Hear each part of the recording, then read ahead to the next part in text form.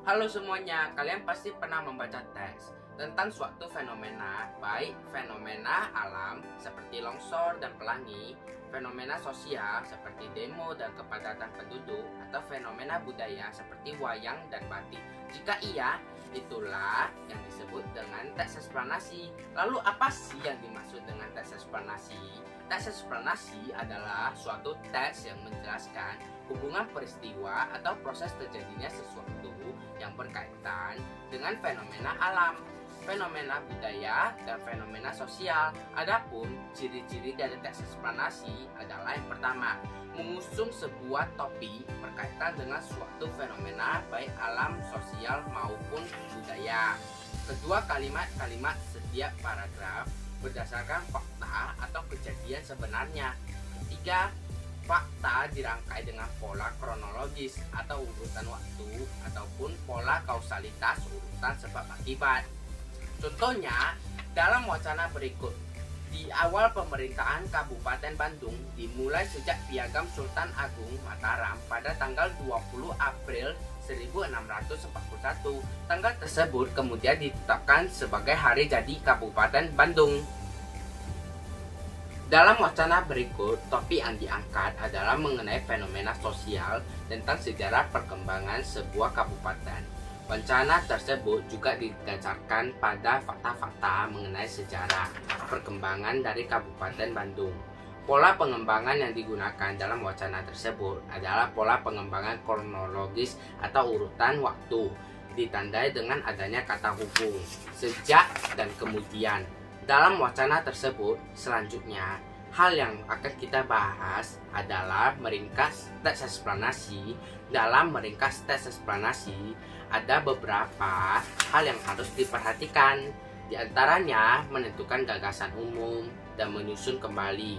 Pertama, menentukan gagasan umum teks eksplanasi. Untuk meringkas teks eksplanasi, kita perlu mengawalinya dengan memahami gagasan pokok atau ide pokok atau gagasan umum dari paragraf-paragrafnya. Berdasarkan gagasan-gagasan itulah kamu akan memadukan menjadi teks baru yang lebih ringkas.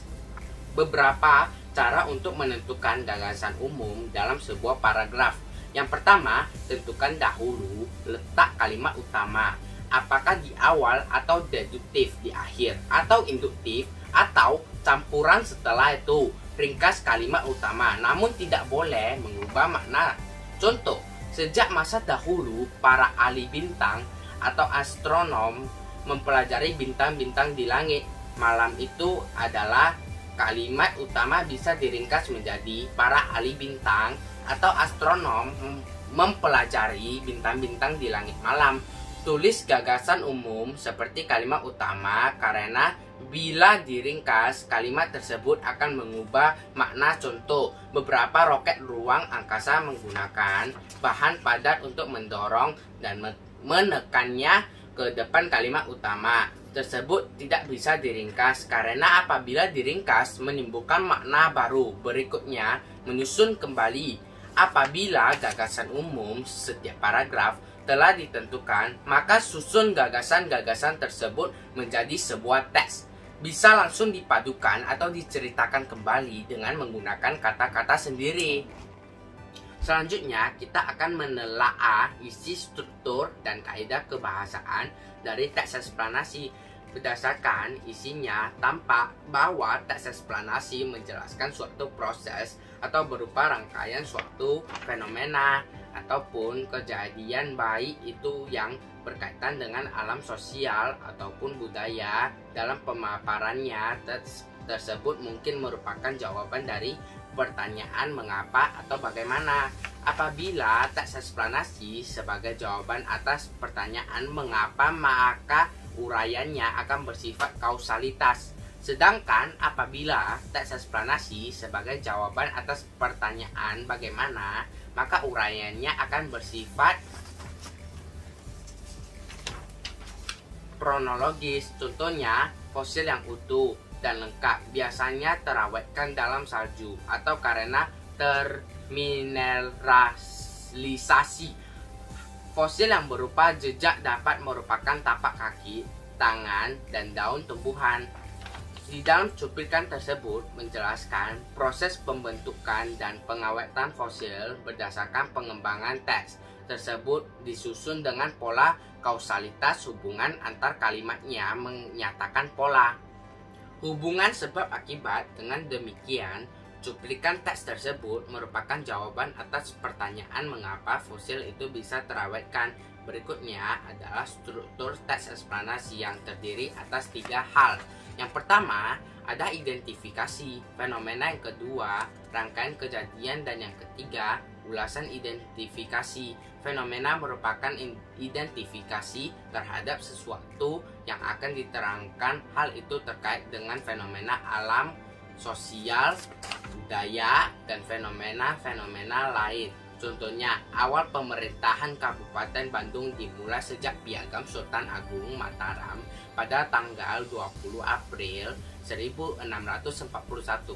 Tanggal tersebut ditetapkan sebagai hari jadi Kabupaten Bandung. Selanjutnya, rangkaian kejadian merupakan perincian atas kejadian yang relevan dengan identifikasi fenomena. Bagian ini dapat disusun dengan pola kausalitas ataupun kronologis. Contohnya, semua produsen dapat menghasilkan makanannya sendiri, sehingga disebut organisme autotrof. Sebagai produsen, tumbuhan hijau menghasilkan makanan melalui proses fotosintesis. Struktur yang terakhir adalah ulasan.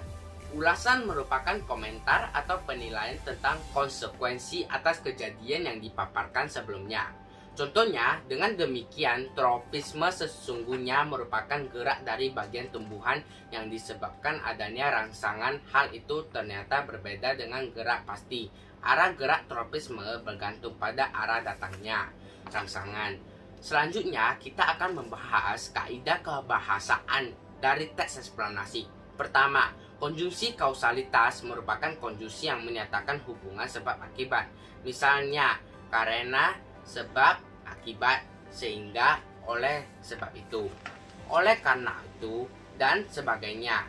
Contohnya, longsor terjadi karena hujan yang terus mengguyur wilayah perbukitan, dan konjungsi karena menunjukkan hubungan sebab akibat. Berikutnya, konjungsi kronologis merupakan konjungsi yang menyatakan urutan waktu. Misalnya, lalu, kemudian, setelah, sebelum, akhirnya, saat, ketika, dan sebagainya. Contoh, batik menjadi warisan dunia non-benda setelah disahkan UNESCO. Konjungsi setelah menunjukkan urutan waktu. Berikutnya, kata benda merujuk fenomena merupakan kata benda yang merujuk kepada suatu fenomena atau peristiwa, bukan merujuk pada kata ganti. Persona seperti aku, kamu, kita, kalian. Contoh, kata benda merujuk fenomena adalah banjir, longsor, gempa bumi, gerhana, kesenian daerah, budaya Bali, Kabupaten Bandung, dan sebagainya.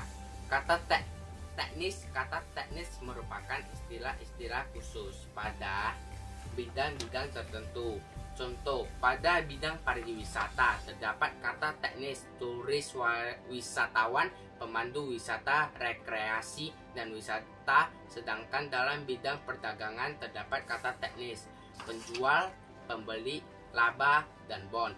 Yang selanjutnya adalah langkah-langkah dalam menulis teks eksplanasi.